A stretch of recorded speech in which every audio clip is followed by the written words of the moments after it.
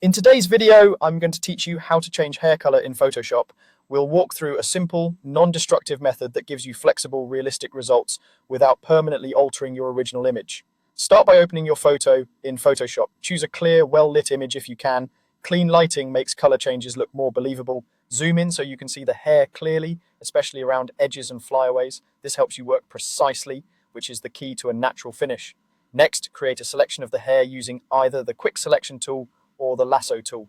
The quick selection tool is great for most hair because it detects edges as you paint. Use a smaller brush near the hairline and around wispy strands so you don't grab the background. Hold Shift to add to your selection and Alt or Option to subtract areas that don't belong like skin or clothing. If your image has simple edges, the lasso tool works fine. Trace around the hair as neatly as you can. Don't worry if it's not perfect, we'll refine it later. With the hair selected, go to Layer, choose New Adjustment Layer, and then Hue Saturation. This creates a mask automatically from your selection, so any changes affect only the hair. It's non-destructive, which means you can edit or remove the effect at any time. In the Hue Saturation properties, check the Colorize box. This applies a uniform tint that you can then dial in. Move the hue slider to pick your new color. Subtle shifts look the most realistic. Think rich browns, warm auburns, cool ash tones, or gentle pastels. If the color bleeds or looks odd, don't worry, we'll fix spillover in the mask.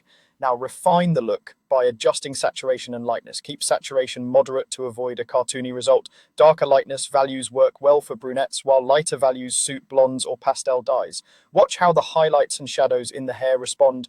Maintaining contrast helps preserve texture and realism. Finally, refine the mask edges with a soft brush so only the hair is affected. Click the mask thumbnail of your hue saturation layer, choose the brush tool, and select a soft round brush at a low flow. Paint with white to reveal more color where you missed hair strands, and paint with black to hide color where it spilled onto skin, ears, or the background. Use the bracket keys to adjust brush size and press X to switch between black and white quickly. Work slowly along the hairline and around fine strands to avoid halos. And that's it. Clean, controllable hair color in just a few thoughtful moves.